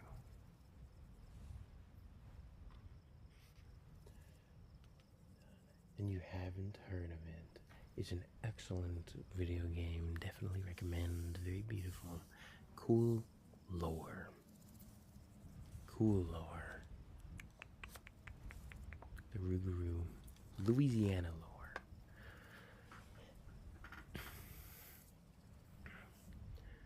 Okay. Thank you for the heart. Thank you. Snippety Schopenhauer.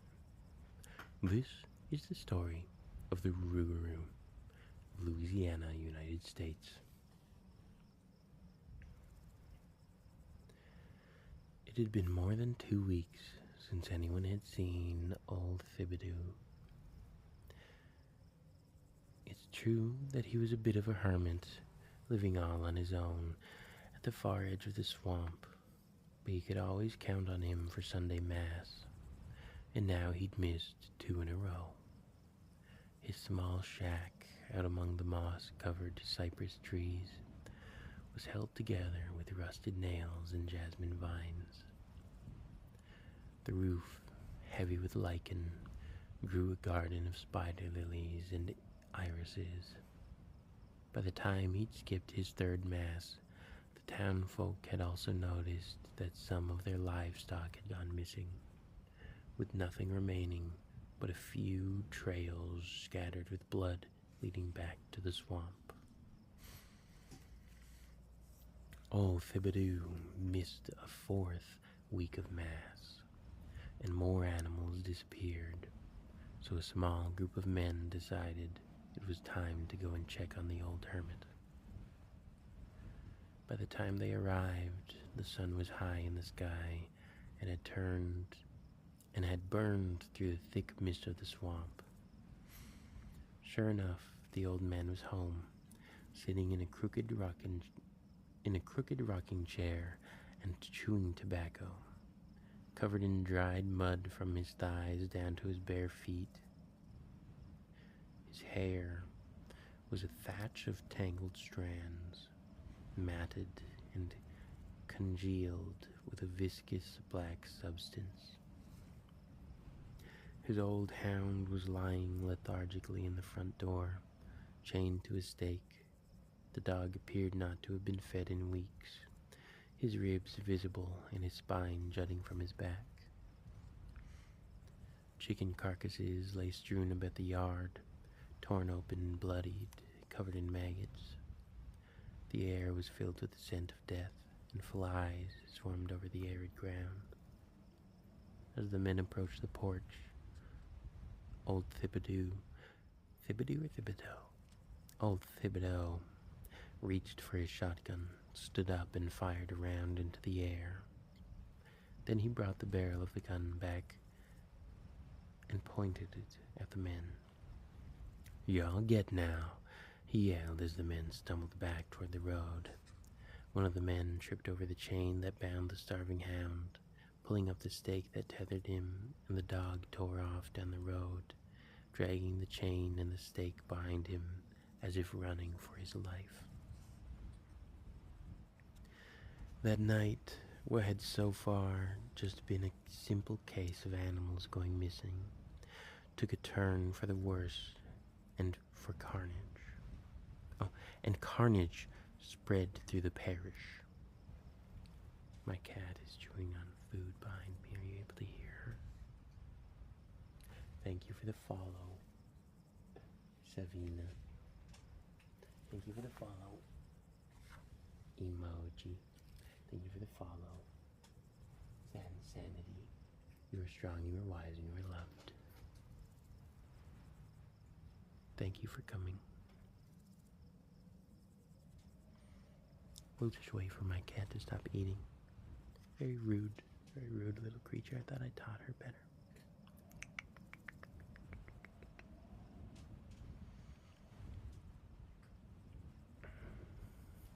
How have you been?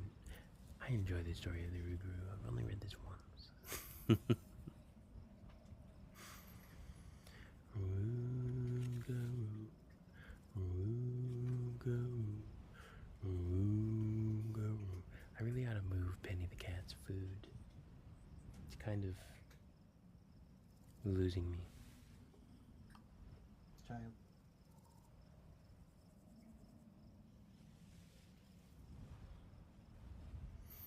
Okay. That night, what had so far been a simple case of animals going missing took a turn for the worse, and carnage spread throughout the parish. Pets and livestock alike were torn to pieces and strewn over the ground. Gators feasted on the bits of flesh and bone in the swamp. One of the men who had been out at old Thibodeau's place the day before now lay dead on his front steps, his shredded clothing bloodied and covered in muck. His chest was now a great gaping cavity, splayed open, and his organs were gone. Across his face was the frozen expression of horror experienced at the moment of his death. This could only be the work of a Rougarou. The following night, the townsfolk set a trap. If this was truly a Rougarou, they knew that now that it had tasted human flesh, it would only want more. Forgive me. Itchy. To end the murderous rampage, they would have to trap and kill it. On the top step of the front porch of every house in town, they placed a line of 13 shiny new pennies. Some of the townspeople set up their roofs with shotguns. Others grabbed gardening tools, pitchforks, and machetes while waiting for the beast to return. A full moon crawled way up over the trees, glowing softly through the fog drifting in over the swamp. Chickens crying in the distance woke those who had dozed off and raised the hairs on the necks of those who hadn't. There in the mist, hunched and crooked, stood the beast. If it had been standing up straight, it'd have easily been 7 feet tall. With thick legs, bare feet, and broad shoulders, it wore the tattered shirt and overalls of a much smaller human. Its hands were strong and wide, and covered in coarse black hair, each thick finger ending in a sharp, black, broken nail. A massive wolf head, with a long, gaping muzzle full of sharp teeth, and eyes that glowed yellow glared out into the darkness. It slinked through the night toward one of the homes, and as it climbed the stairs, it stopped at the line of pennies across the top stair. Incapable of counting past 12, the 13th penny confounded the beast, and so, with utter confusion, it counted from one side to the other, arriving at the extra coin, only to start counting back again. Over and over, it examined the pennies until a shot rang out through the night air. The creature howled into the dark as the shot grazed its left leg, and turning with a jerk, it limped off into the night. The next visit the townsfolk would make to old Thibodeau would be with lit torches, shotguns, and knives. The mist had yet to lift as they trudged towards the hermit's cabin. When they arrived, they set the ramshackle structure ablaze and waited for its inhabitant to run out into the hands of the mob. However, when old Thibodeau finally did rush from his home, he burst through the burning wall on fire himself from the waist up. The townspeople stood, mouths open, as the old man, his leg bandaged from the previous night's gunshot wound, sprinted across the yard toward the swamp. He dove into the murky depths of the water, never to be seen again. Every once in a while, even to this day, some of the parishes around the swamp still report unexplained deaths of livestock, and sometimes even the disappearance of a misbehaving youth.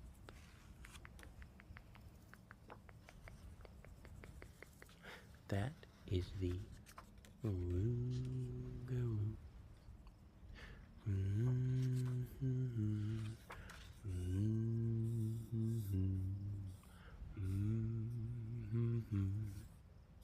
It's a cool song that plays until the midnight. It's just Rougarou, Rougarou, Rougarou. I like that story. It's cool. Old Thibodeau. We love the kitty. Yeah. Cats eating is not a bad sound. That's a good ASMR idea. Maybe I should just have a camera set up to show her whenever she comes. That kitty purrs, you wanna hear it while I read the stories. Well, if I pick her up, I'll have to take a little break because I'm allergic. Oh, goodness gracious. Did you just hear my stomach? That is ridiculous. Cartoonish. Got a little eyelash. How do we like the Rougarou? I like that story. Mm-hmm. Mm-hmm. The version in South of Midnight is very different. Very, very cool.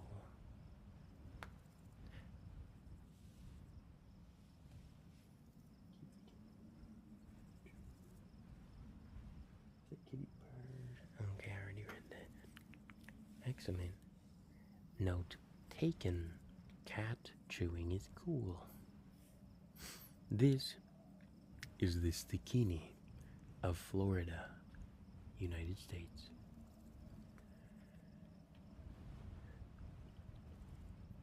Many people have things that they like to keep to themselves, harmless secrets or interests they think others might find foolish or unusual. But there's nothing harmless about the secrets a Stikini keeps. In the light of day, a Stikini looks like a normal person, going about their life as any other. They sometimes exhibit strange behavior or difficult personalities, but it is their inability to recognize when they've flouted social norms that truly sets a Stikini apart. A Stikini is a witch who dabbled too much at the edges of dark magic and, over time, strayed too far into the darkness. It's in this darkness that a Stikini builds its strength. With every sinister deed, the darkness grants it more power, but it's only when the darkness bestows its most powerful gift, shape-shifting, that the true nature of a Stikini's wickedness is realized. Once the Stikini gains the ability to shapeshift, it can transform into a misshapen and revolting half-owl, half-human enormity. Some simply appear as huge owls, but others are grotesque in their appearance, heinously aberrant, with an extra arm or a human face, as if they hadn't fully mastered the transformations. No matter their shape, all have the ability to tear a village of grown men to pieces, and a bloodthirst capable of devouring them all. As with all things gifted by darkness, this power does not come without a cost. To transform the Stikini must travel deep into the woods at night, where it regurgitates its internal organs, hanging them high in a tree to keep other animals from eating them. It then falls into a fit of cracking bones, wings, and beaks tearing through human skin, and talons emerging from its now changed feet. Once reshaped, the Stikini spreads its wings and flies into the night in search of a victim. Sometimes this is a person who has offended them. Other times, the choice might come down to simple convenience, but the Stikini sets upon its prey.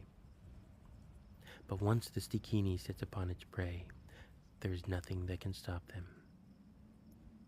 Sitting on its target's chest, its talons ripping at flesh, the Stikini tears the victim's beating heart out through their mouth and devours it on the spot. After its feed, the Stikini returns to its hanging organs, consumes them, and returns to human form, until the next time it feels bloodthirsty.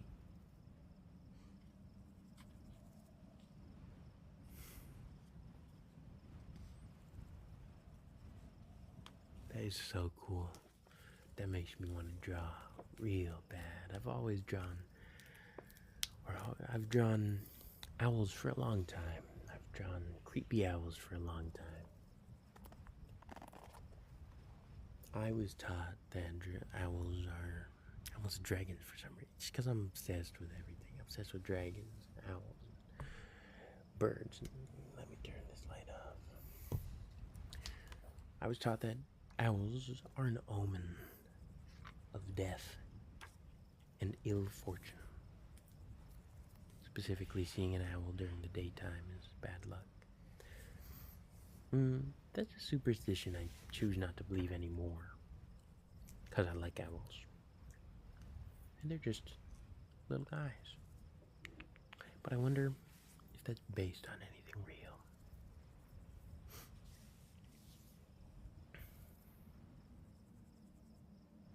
Thank you for the follow, Alex Suttunder. You are strong, you are wise, and you are loved. My eyes are really terrible. That's why I'm ducking in and out. Thank you for the follows, everyone. Thank you for the likes.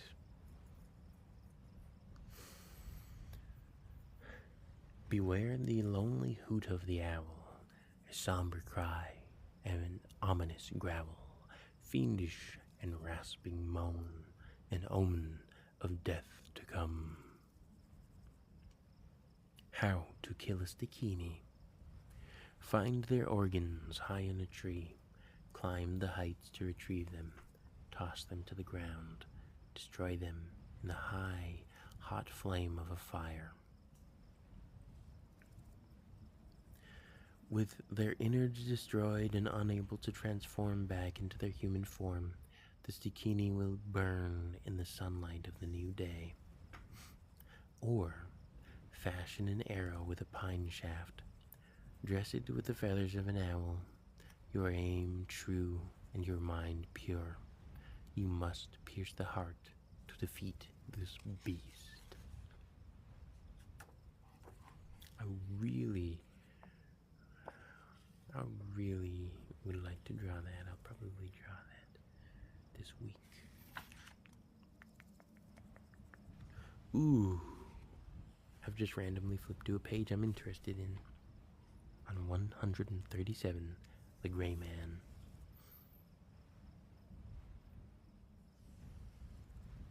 Sometimes good guys have to deliver bad news. Yup. Gray Man, South Carolina, United States.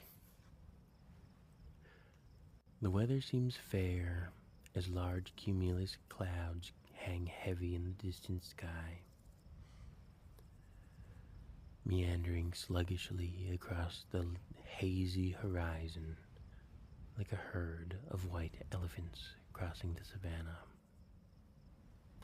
A strong breeze rushes over the cresting surf, carrying with it the salty taste of sea spray, tussling dampened hair and pulling at loose clothing.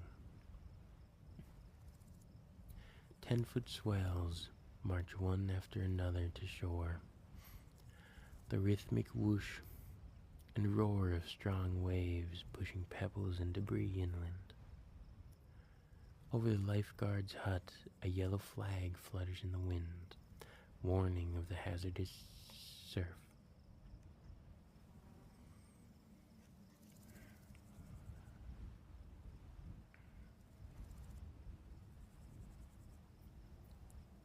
Let me drink some water. Thank you for the follow, 667.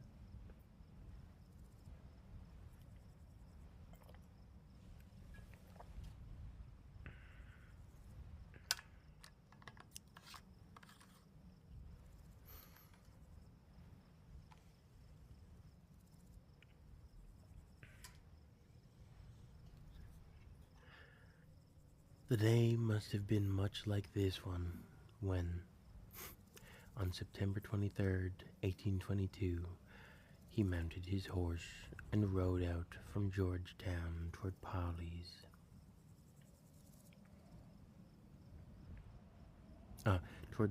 Island. He was on his way to see his fiancée for a visit, and while there, he was hoping to convince her and her family to move further inland for safety in the face of an imminent oncoming storm. Although he'd been riding hard, he was behind time. With the sun falling quickly in the sky behind him, he decided to take a shortcut through the salt marshes just between the mainland and Polly's Island. The gray hues of twilight were upon him as he broke from the road and entered the tall grasses of the marsh. Throughout the day, the ocean swells had grown and made their way further inland, and by the time he began to make his way through the thick spartina and mud, the soil had been fully saturated.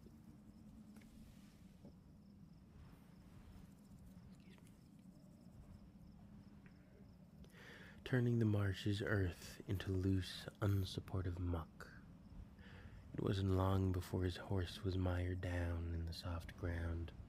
Struggling to free itself only made things worse, and as the mud continued to give way, both steed and rider were pulled down under the salty soil and drowned. Eagerly awaiting his arrival, the young man's fiancée spent the night unable to sleep. She rose early the next morning and raced downstairs, fully expecting to find him waiting for her in the parlor. But to her disappointment, he wasn't there. She checked to see if he'd sent word ahead of his departure. However, much to her concern, she was told none had come. She went to the stables to inquire about his arrival, but she was met with no news of his whereabouts. Her anxiety began to rise.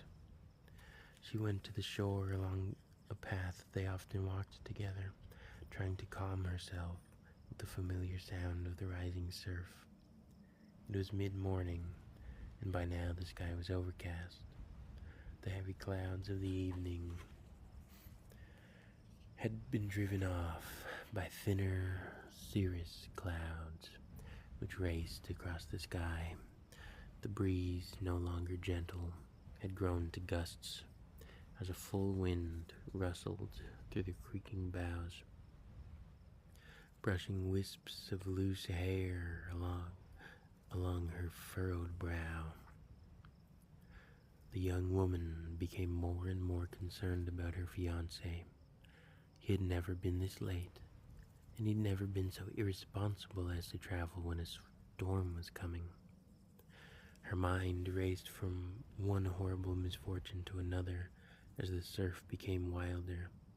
She wandered further down shore, watching the sea foam as it swirled over the surface of the water.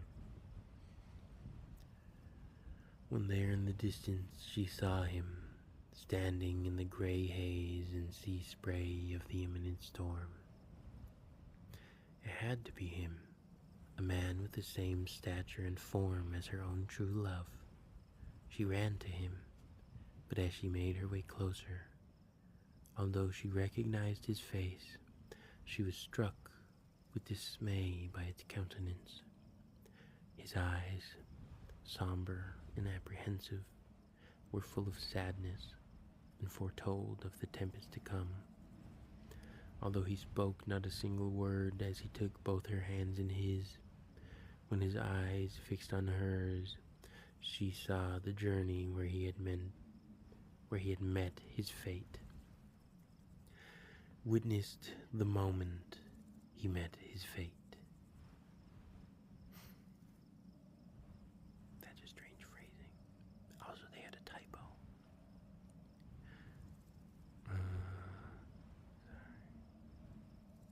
She felt the extent of his adoration for her and the infinite sadness of his final moments. The concern he had for her and her family's safety. His eyes, all filled with a concern, all filled with a sense of sorrow. His eyes, all filled with a sense of sorrowful presentiment, told her this and more, until, in a gust of wind, he vanished, leaving her in solitude ahead of the approaching gale. Heartbroken and full of grief, She ran home and told her family about what had just occurred. She conveyed to them the sense of foreboding, the intensity of the message her lost love had tried to give them. Heeding the warning, the family gathered their pets and the few possessions they could carry and headed inland for safety ahead of the storm.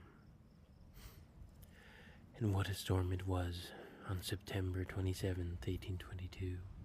Hundreds died when a storm surge rapidly flooded low-lying areas. Homes were washed away and entire families were lost to the sea. To this day, the gray man walks the shores of Polly's Island ahead of destructive storms. Name a hurricane and there will be those who claim to have seen him before it hit. He was there before Hazel in 1954, then again in 1989 before Hugo's devastating landfall. And he was there once more before Florence in 2018, strolling the lonely shore in his long gray coat. He is a sinister revenant of a life forfeited and a love lost all those years ago.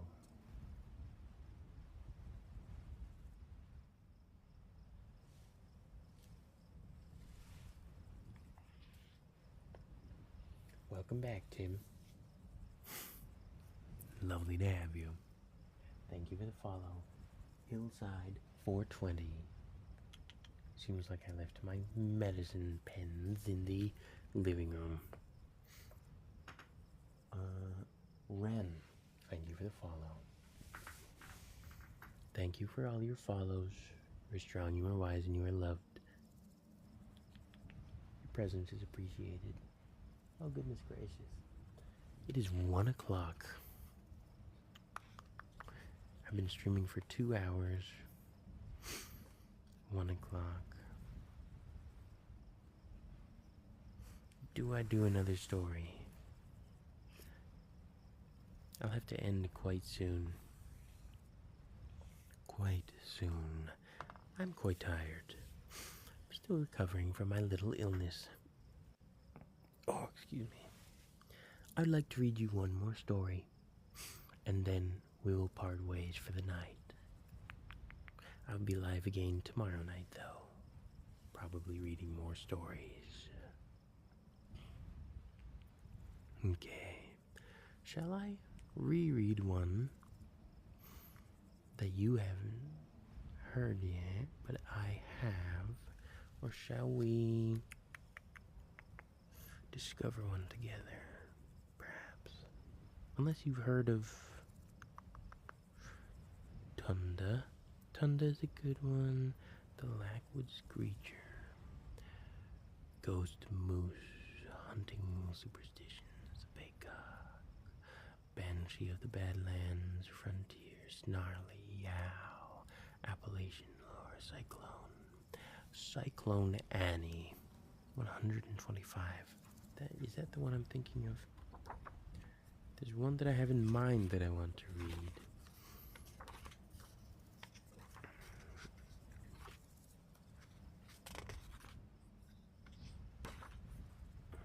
Resurrection Mary. Snarly Yow. My stomach is growling. Ooh, I've never read Cyclone Annie. Let's...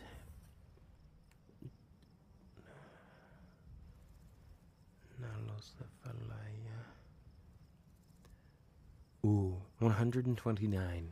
The Boy with the Crooked Smile.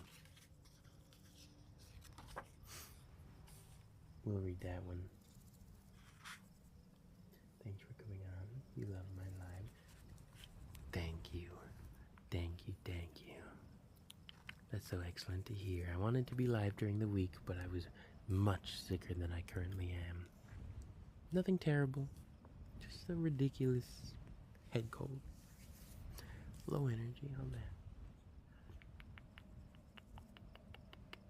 The Boy with the Crooked Smile of Baja, Mexico. For most of us, kindness is in our nature. When we see someone in need, we offer what we can to help them.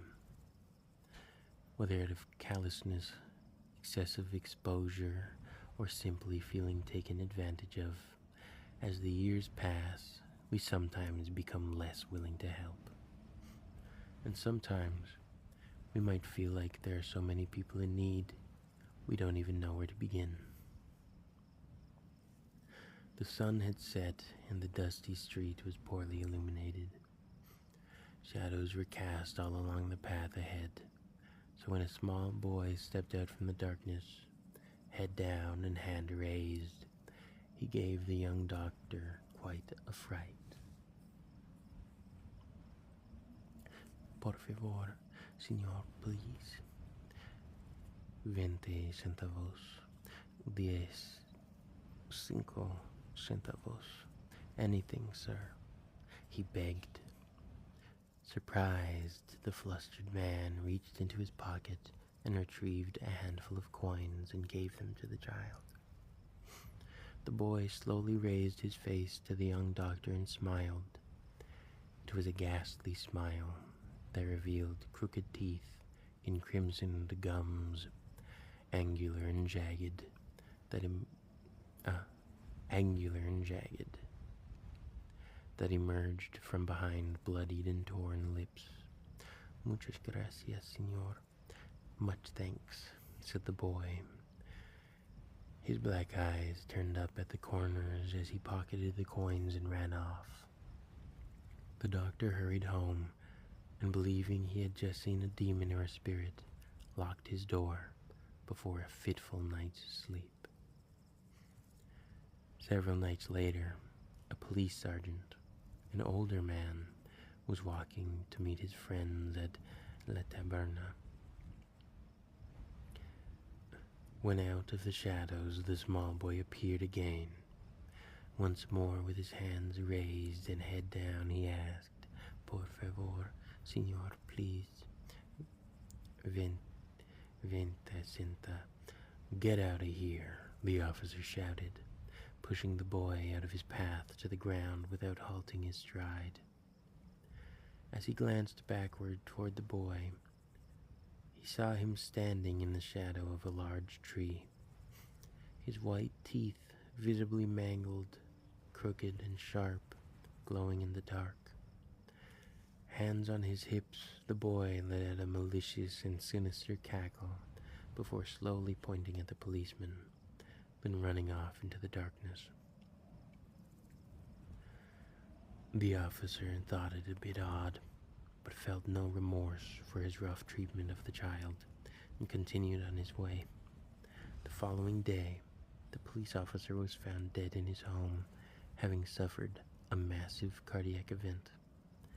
Even after all his years of service to the community, his heart simply hadn't been big enough.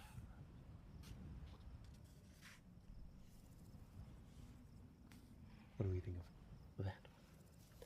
Thank you for the follow, Google. Thank you. I like that story. I hope my mi acento was not too mala for you.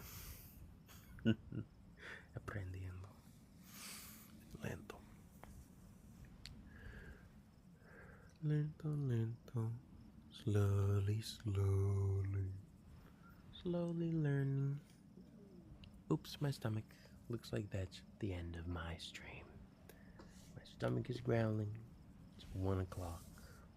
I've been here for 2 hours. I wish I could do more. I would love to. But I must find myself some sleep. Holy smokes. 43 followers this stream. Yes, subscribe to the YouTube channel, The Sweet Bard. Currently, VODs are there. I'd like to upload readings of these stories and of various other stories that come my way. Whether I think them or read them, those will eventually be on the YouTube and on the TikTok. I would also really love to illustrate these stories. I was considering doing a drawing stream today, but I think that this is much more of the mood vibe. I enjoy this a lot. I really enjoyed reading to you today. I hope you enjoyed hanging out, those of you who managed to stay awake, and thank you to those who fell asleep. Thank you to everybody who is here. This cedar bark woven rose is for you. You are strong, you are wise, and you are loved. You are a mountain. All that come before you will crumble. You are strong, you are wise, and you are loved. Everything is going to be okay, one way or another. Get some rest. Take care of yourself. Dream. I'm excited for some dreams tonight. I've been having lots of crazy dreams. Lots and lots. I've been writing them down just to share with you. Perhaps tomorrow. Perhaps the next day. Definitely tomorrow. I will be live again tomorrow. Hopefully at about the same time. I've been going live at 11 PST. I'll see you here tomorrow. Farewell. Take care of yourself. Can I have your thought and concerns on me being high and drunk right now? Drink water. Eat food. Take care of yourself. I hope you're home. And if you're like, if you're freaking out, you're going to be okay. Drink water. Eat food. I have had some truly ridiculous experiences with medicine.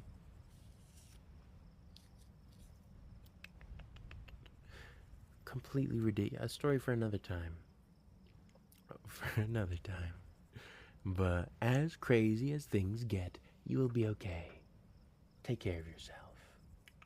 Type ish. Love you too. You are strong, you are wise, you are loved. I will see you all tomorrow.